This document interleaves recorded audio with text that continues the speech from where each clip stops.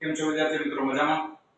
હવે ચેપ્ટરની બીજી theory start કરીએ, જે એક્ઝામ પોઈન્ટ ઓફ વ્યૂ થી ઓછી આઈએમપી છે, પરંતુ આગળના દાખલાઓ માટે આ સંબંધ ખૂબ જ મહત્વનો છે. તો ટોપિક છે આપણો ગોળીય અરીસાની કેન્દ્ર લંબાઈ f અને વક્રતા ત્રિજ્યા r વચ્ચેનો સંબંધ. પહેલા તો તમને એ ખબર હોવી જોઈએ કે ગોળીય અરીસો કેટલા ટાઈપનો હોય.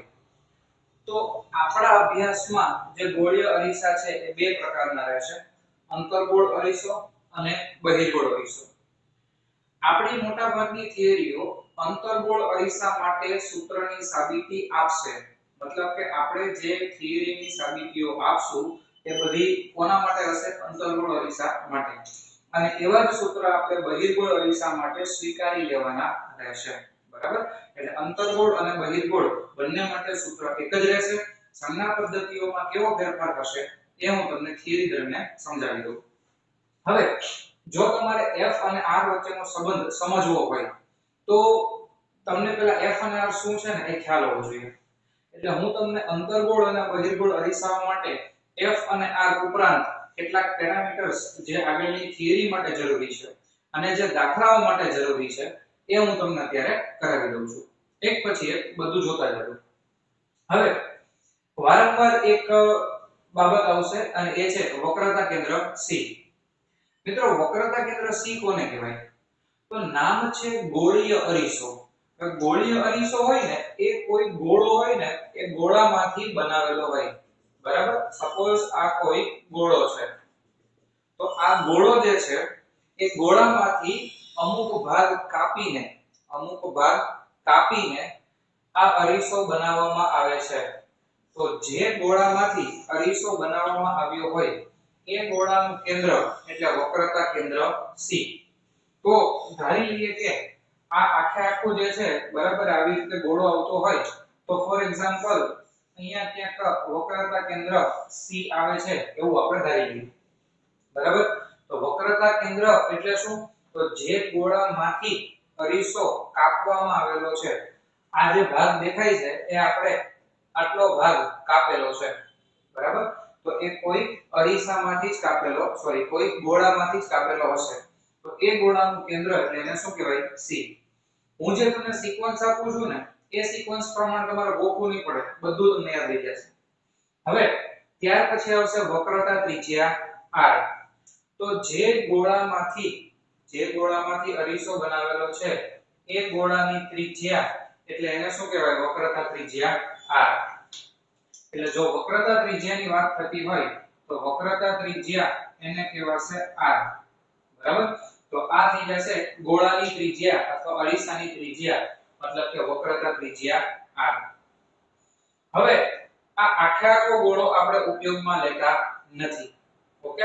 આપણે શું કરીએ છીએ? સપોઝ એનો અહીંયાથી અહીંયા સુધીનો ભાગ આપણે કટ કરી અને આટલો ભાગ આપણે ઉપયોગમાં લઈએ છીએ. તો ફોર એક્ઝામ્પલ આ ભાગને કહું છેડાને q અને આને નામ આપી દઉં q'. તો આ q આને કહેવાશે અરીસાનું દર્પણમુખ. આને શું કહેવાશે? અરીસાનું દર્પણમુખ. મુખ એટલે મોઢું. તો જેટલો અરીસો તમને દેખાય છે એ અરીસાને કહેવાય એનું દર્પણમુખ. ત્યાર પછી ધ્રુવ P, બરાબર? તો ધ્રુવ P એટલે શું?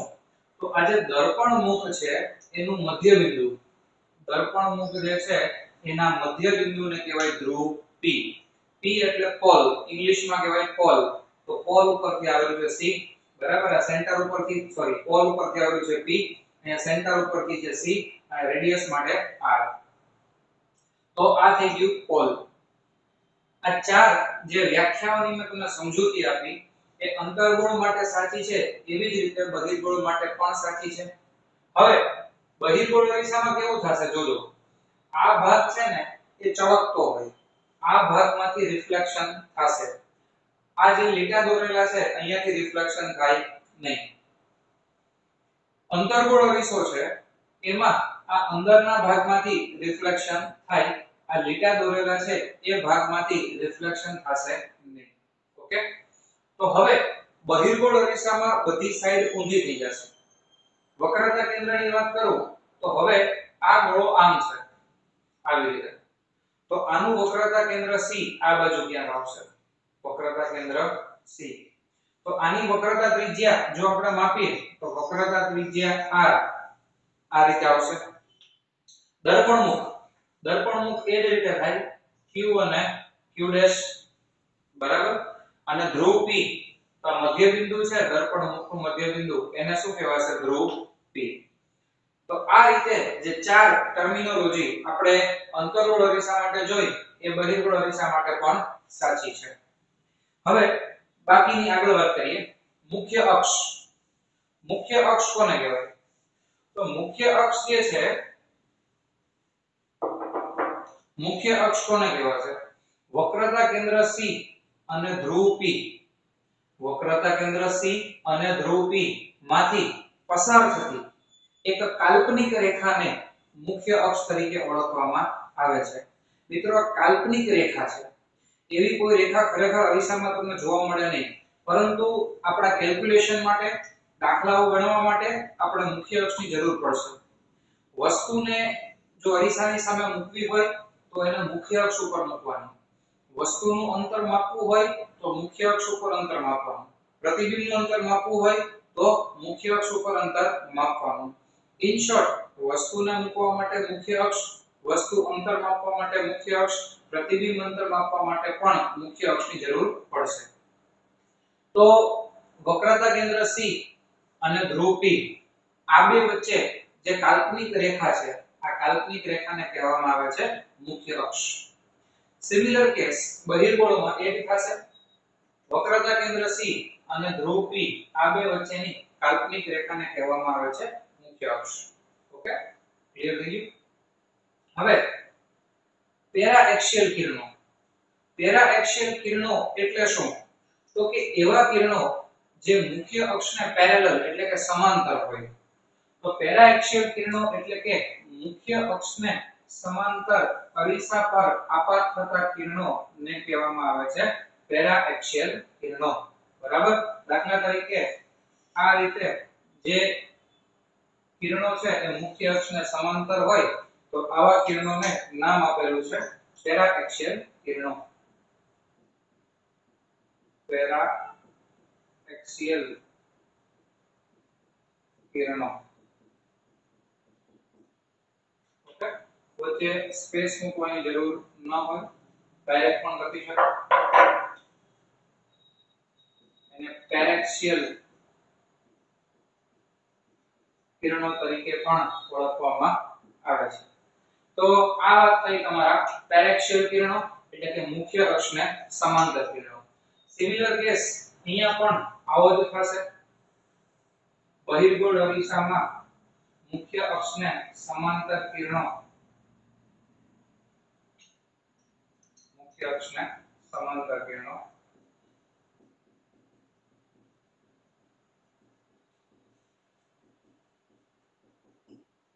ઓકે, આવું તમને કે એક્ઝામમાં પૂછશે નહીં કે પેરેક્સિયલ કિરણો એટલે શું, પણ સમગ્ર અરીસાની રચના સમજવા માટે આ બધી બાબતો જરૂરી છે। પેરેક્સિયલ કિરણો, ત્યાર પછી આવશે મુખ્ય કેન્દ્ર F। તો આ પેરેક્સિયલ કિરણો અરીસામાંથી પરાવર્તન પામીને જે બિંદુએ ભેગા થાય, અથવા બહિર્ગોળ અરીસામાં એવું કહેવાય કે ભેગા ન થાય પણ ભેગા થવાનો ભાસ થતો હોય એવા બિંદુને મુખ્ય કેન્દ્ર કહેવાય। કેવી રીતે ને સમજાવું, અંતર્ગોળ અરીસામાં એવું થશે કે આ પેરેક્સિયલ કિરણો જે છે ને એ અહીંયાથી પરાવર્તન પામી અને જે છે એ આ બિંદુએ આવશે, અને અહીંયાથી પરાવર્તન પામી અને આ બિંદુએ આવશે। તો આ કિરણો મુખ્ય અરીસામાંથી પરાવર્તન પામી અને જે બિંદુએ ભેગા થતા હોય એવા બિંદુને કહેવામાં આવે છે મુખ્ય કેન્દ્ર F, બરાબર। તો આ થઈ ગયું તમારું મુખ્ય કેન્દ્ર F। બહિર્ગોળ અરીસામાં કેવું થશે કે બહિર્ગોળ અરીસાની રચના એવી હોય કે પેરેક્સિયલ કિરણો અરીસામાંથી પરાવર્તન પામી અને આવી રીતે અનંત અંતરે જતા રહે, બરાબર। આની રચના એવી છે કે અહીંયાથી અથડાઈ પરાવર્તન પામી અને આમ જાય, અથડાઈ પરાવર્તન પામી અને આ બાજુ આવે. તો ખરેખર એવું છે કે બહિર્ગોળ અરીસામાં આ કિરણો વાસ્તવમાં ક્યાંય ભેગા થાય નહીં, પણ તમે સમજવા માટે આ કિરણોને આ બાજુ ભેગા કરી શકો. આપણે એવું ધારી લઈએ કે અરીસાની પાછળના વિસ્તારમાં એ લોકો ભેગા થાય છે અથવા ભેગા થવાનો ભાસ થાય છે. ફરીથી સમજો, આ જે બહિર્ગોળ અરીસો છે એ બહિર્ગોળ અરીસામાંથી પરાવર્તન પામીને એ લોકો અનંત અંતરે જતા રહે, અહીંયાથી પણ અનંત અંતરે જતા રહે, એટલે તમને ક્યાં પ્રતિબિંબ મળે નહીં. પ્રતિબિંબ માટે આપણે ધારી લઈએ કે અહીંયાથી જો એને પાછળ તરફ લંબાવો અને અહીંયાથી પાછળ તરફ લંબાવો તો જે બિંદુએ એ લોકો ભેગા થાય છે એવો ભાસ થતો હોય તો આવા બિંદુને આપણે કહીશું મુખ્ય કેન્દ્ર. એટલે જે તમારો અંતર્ગોળ અરીસો છે ને એ અંતર્ગોળ અરીસોમાં વાસ્તવિક રીતે અહીંયા આ લોકો ભેગા થશે પણ અહીંયા ભેગા થવાનો ભાસ થશે. બરાબર, તો આને કહેવામાં આવે છે મુખ્ય કેન્દ્ર F. ત્યાર પછી ચર્ચા કરવી છે કેન્દ્ર લંબાઈ સ્મોલ f ની. તો હવે મુખ્ય કેન્દ્ર F થી લઈ અને P સુધીનું અંતર, મુખ્ય કેન્દ્ર F થી લઈ અને P સુધીનું અંતર એટલે એને કહેવાય કેન્દ્ર લંબાઈ F. કારણ કે બધા અંતરો આપણે P ની સાપેક્ષમાં જ માપવાના છે. અહીંયા પણ F થી લઈ અને P સુધીનું અંતર એટલે કે કેન્દ્ર લંબાઈ F. ખ્યાલ આવે છે? તો અહીંયા તમે જોશો તો હવે ટાઇટલ તમને સમજાશે કે F અને R વચ્ચેનો સંબંધ, F અને R વચ્ચેનો સંબંધ. એ ઉપરાંત એક બીજી ટર્મિનોલોજી આવે છે ફોકલ પ્લેન. હવે ફોકલ પ્લેન એટલે શું? તો ધારી લો કે તમારી પાસે આ જે અરીસો છે એ અંતર્ગોળ પ્રકારનો છે અને અંતર્ગોળ અરીસામાં જે કિરણો આપાત થાય છે, સપોઝ અહીંયા C, આ કિરણો પેરાએક્સિયલ નથી, એટલે કે તેઓ મુખ્ય અક્ષને સમાંતર નથી. બરાબર, જો આ કિરણો મુખ્ય અક્ષને સમાંતર ન હોય, જો આ કિરણો મુખ્ય અક્ષને સમાંતર ન હોય તો આ બધા કિરણો એક એવા સમતલમાંથી પસાર થશે કે જે સમતલ મુખ્ય કેન્દ્ર F, મુખ્ય કેન્દ્ર F માંથી પસાર થતું હોય અને મુખ્ય અક્ષને લંબ હોય. મતલબ કે આવું હોય.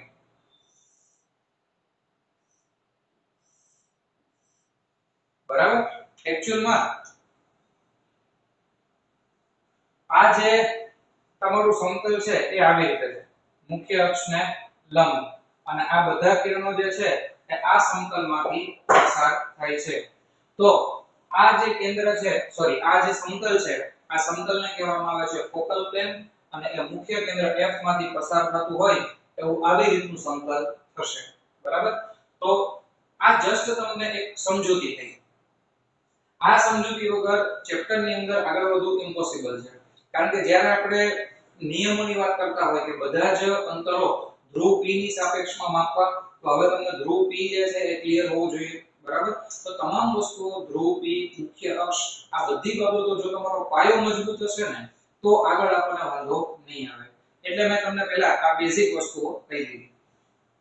હવે આપણે આપણા મુખ્ય ટોપિક ઉપર આવીએ, એટલે કે ગોળીય અરીસા જે છે, બરાબર, એની કેન્દ્ર લંબાઈ F તથા વક્રતા ત્રિજ્યા R વચ્ચેનો સંબંધ. ઓલરાઈટ,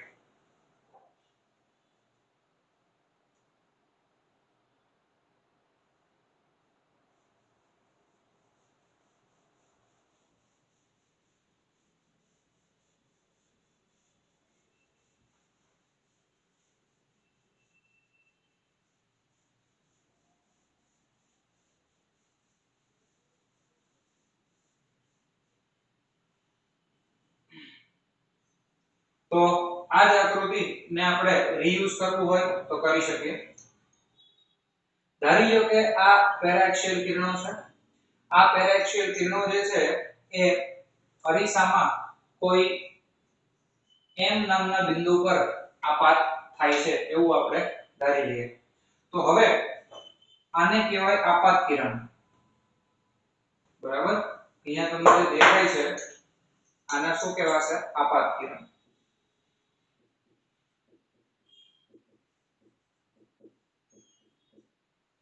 ક્લિયર થાય બરાબર આ જે કિરણ ભટકાઈને પાછું આવે છે એને કહેવાય પરાવર્તિત કિરણ સપોઝ તમને અહીંયા લખી દઉં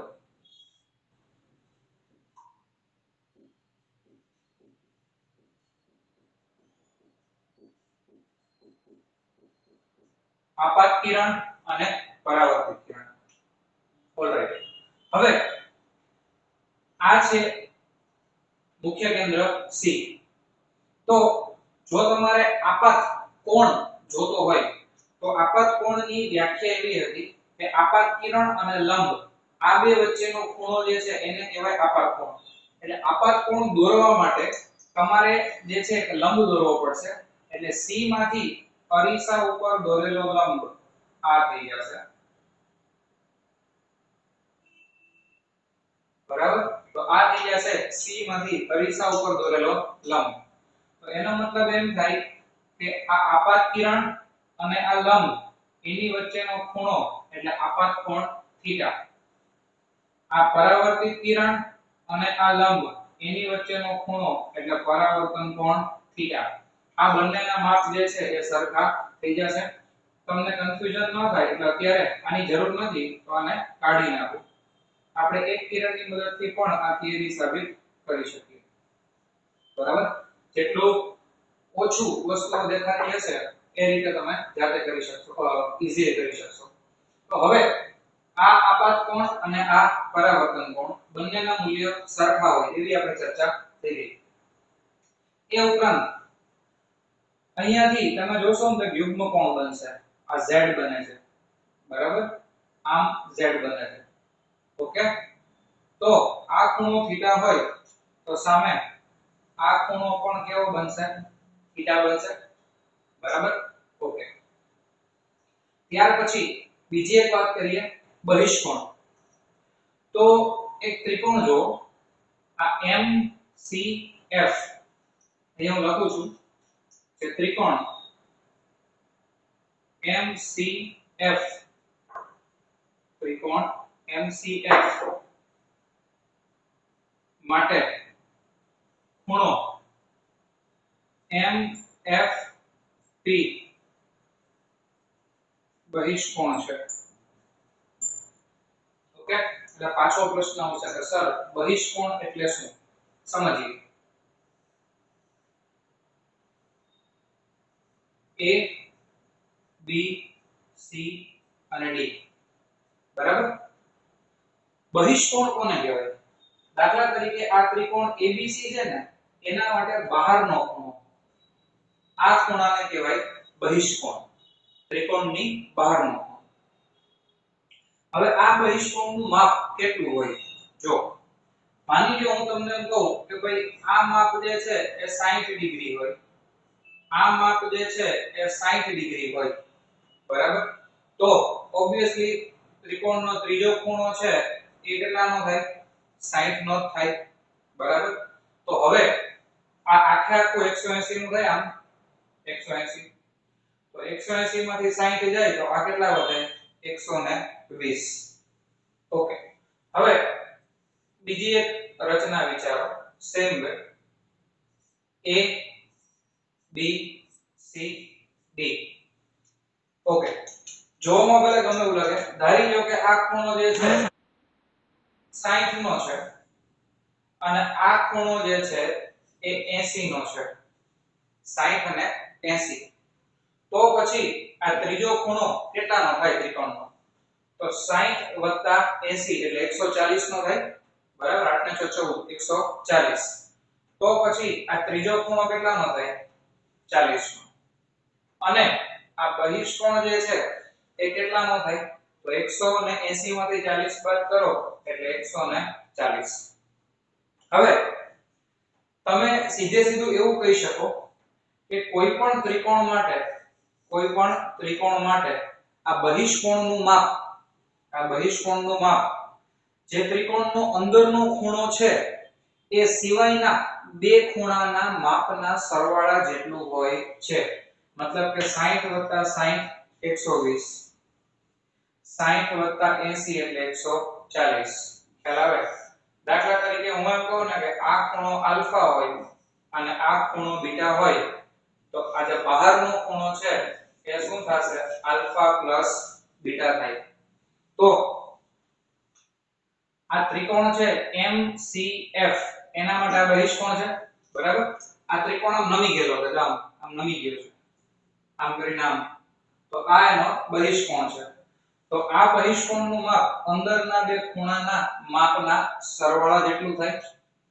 થીટા વત્તા થીટા એટલે કે 2 થીટા બહિષ્કોણ છે બરાબર.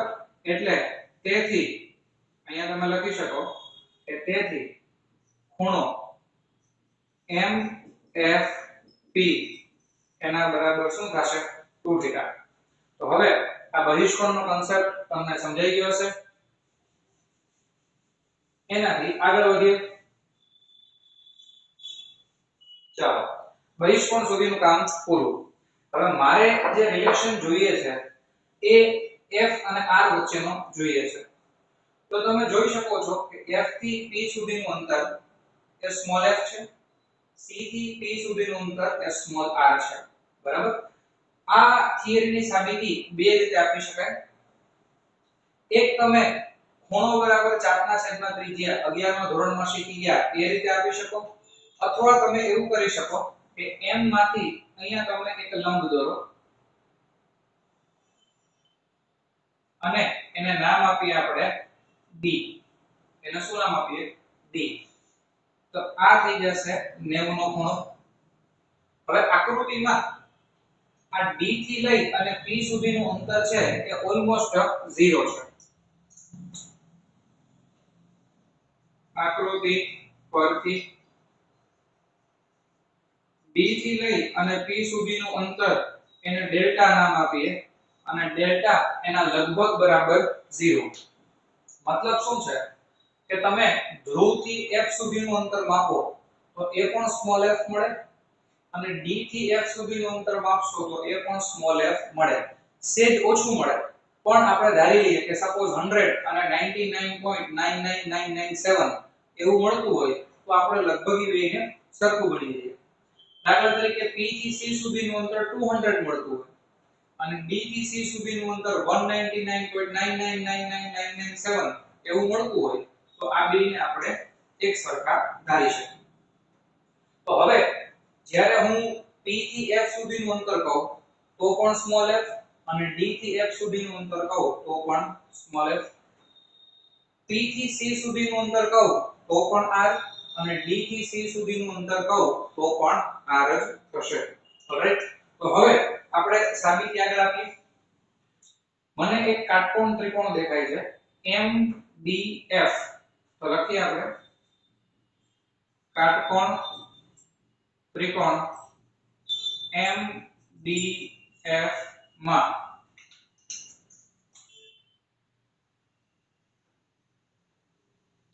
કાટકોણ ત્રિકોણ MDF માં tan 2 થીટા એના બરાબર સામેની બાજુ એટલે MD છેદમાં પાસેની બાજુ એટલે FD. તેથી MD ને આપણે કરતા બનાવીએ તો આ tan 2 થીટા into FD નું મૂલ્ય છે સ્મોલ f. આવું થાય બરાબર. હવે MD એના બરાબર tan 2 થીટા એની બદલે લખી શકાય 2 થીટા into f. સમીકરણ નંબર 1. તરત પ્રશ્ન થશે કે સર એ ક્યાંથી આવ્યું? તો નાના ખૂણા માટે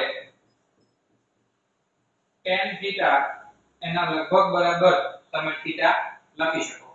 જ્યારે ખૂણાઓના માપ ખૂબ નાના હોય, આ યાદ રાખજો, જ્યારે ખૂણાઓના માપ ખૂબ નાના હોય ત્યારે tan થીટા એના લગભગ બરાબર થીટા અને sin થીટા એના લગભગ બરાબર થીટા તમે લખી શકો છો બરાબર. આ બાબત તમારે ખાસ યાદ રાખવી. પણ આ ક્યારે થીટા ટેન્ડ્સ ટુ 0 હોય ત્યારે.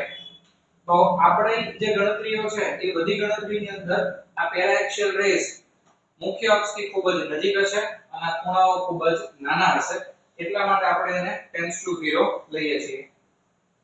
તો આ થઈ પહેલી ગણતરી, સમીકરણ નંબર 1.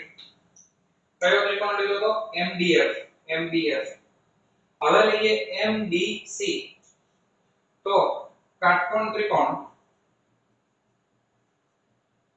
MDC માં આ ખૂણો છે થીટા, તો એની સાપેક્ષમાં હું જો સૂત્ર લખું તો tan થીટા એના બરાબર સામેની બાજુ MD છેદમાં પાસેની બાજુ એટલે CD.